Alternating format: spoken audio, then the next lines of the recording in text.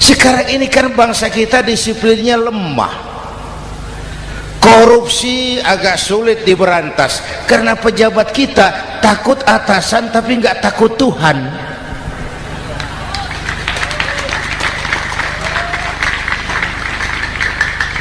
Itu sama dengan anak muda naik sepeda motor ngebut, lampu merah jalan terus, di stop sama polisi. Prit, iya pak. Minggir, siap. SIM ada pak, SNK ada pak. Tahu kau lampunya merah? Tahu pak. Kenapa lewat terus? Saya nggak tahu, ada bapak. Itu disiplin kita. Tenang bener jawabnya, kayak orang nggak salah itu.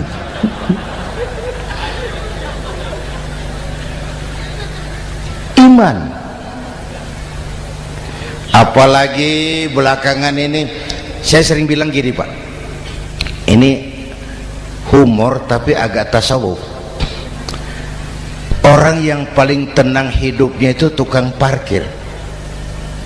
Coba lihat tukang parkir, walaupun mobil banyak, mereknya bagus-bagus, ndak pernah sombong. Tenang ini, tenang. Nanti mobil pergi satu demi satu, habis sama sekali, dia ndak sedih. Tenang. Mobil banyak ndak sombong, mobil habis ndak sedih. Apa rahasianya? Ternyata, nih tasawufnya di sini. Tukang parkir tidak merasa memiliki, tapi merasa dititipi. Wah itu. Siapa saja yang merasa memiliki, bersiaplah kehilangan, dan itu menyakitkan. Tapi kalau merasa dititipi, jabatan, harta, anak, istri, semua titipan, hiduplah seperti tukang parkir. Pertama, titipan tidak boleh bikin kita sombong. Dititipi kok sombong, tidak pantas ya. Pak Zainuddin titip mobil ya, silakan. Yang punya mobil pergi, saya petatang peteteng. Tidak pantas dititipi kok sombong. Ada orang dititipi jabatan oleh Allah sombong, dititipi sombong. Ada enggak pejabat sombong? Ada, namanya Fir'aun.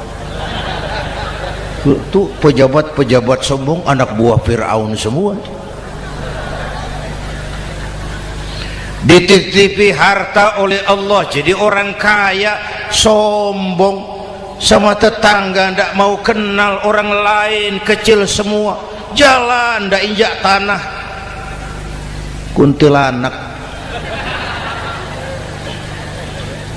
Yang kedua penting, titipan harus dijaga baik-baik. Kalau tidak, yang nitip marah, yang nitip marah. Pak titip sepeda motor, silakan. Waktu diambil sepeda motor, kaca spion pecah, knalpot hilang, bemper hancur, marah ndak yang nitip? Marah. Saya kan titip, kenapa ndak dijaga baik-baik?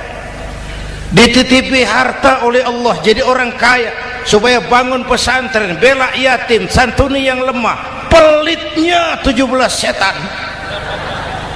Yang nitip marah. Dititipi jabatan oleh Allah isinya korupsi saja, yang nitip marah. Nah, saya mau kasih lihat sekarang, Allah titip Indonesia.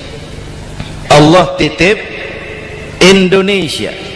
Hai rakyat, ini Indonesia, aku titip, kata Allah. Sebentar, ada meja mau naik. Silakan mas. Iklan. Ya, terima kasih. Jangan disangka kalau disediakan air teh pidatonya jadi lama. Dekorasi ini kok. Sampai mana tadi? Hai rakyat, ini Indonesia, aku titip, kata Allah. Ini negara besar dan kaya, Titipan ini ditebus dengan keringat, air mata, darah, dan nyawa. Ini bedanya. Malaysia memang merdeka tapi diberi Inggris. Singapura merdeka diberi Inggris. Indonesia merdeka, keringat, air mata, darah, dan nyawa. Ini negara aku titip, kata Allah. Ini negara besar dan kaya. Buminya subur. Di atas perut buminya segala tanaman hidup. Di bawah perut buminya ada gas, minyak, batu bara. Lautnya kaya, hutannya kaya. Kekayaan negeri ini harus digunakan bagi sebesar-besar kemakmuran rakyat. Itu amanat konstitusi. Disalahgunakan, dikorupsi, yang nitip marah. Yang nitip marah. Kalau dia marah, dia suruh makhluknya yang lain negur. Siapa? Merapi.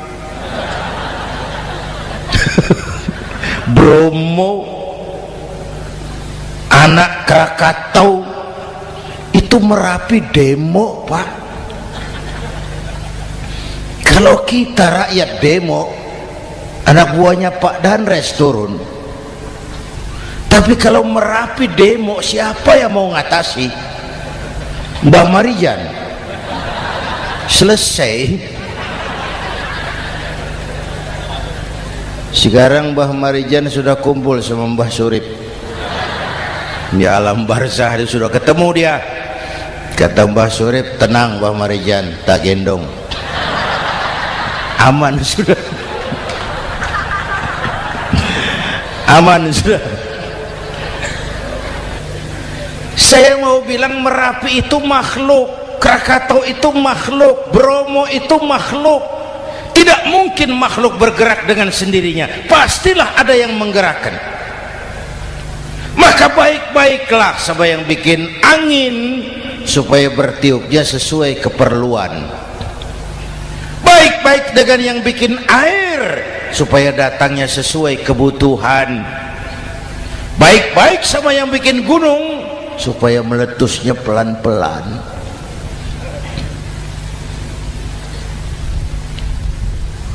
Bapak Ibu hadirin yang saya hormati, menjaga titipan. Jangan menyembah kecuali hanya kepadanya. Jangan menyekutukannya dengan sesuatu pun. Ayo, saya ngobrol kita. Bapak Ibu hadirin yang hadir di sini ini, kita ini semua hamba Allah apa bukan? Hamba Allah. Kata siapa? Kata kita. Kalau kata kita namanya ngaku. Ngaku itu boleh dan murah. Apa diakui? Kita belum tahu. Ya. Kan baru kata kita itu.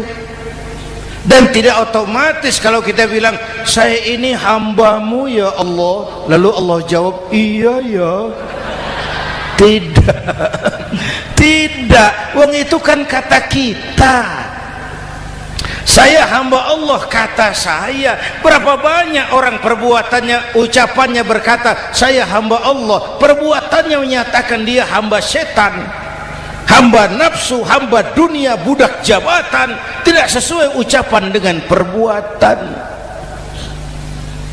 Jadi hamba Allah itu nggak mudah, digojlok, diuji. Coba lihat, yang jelas diakui sebagai hamba itu baru satu yang kita peringati ini, baginda Nabi.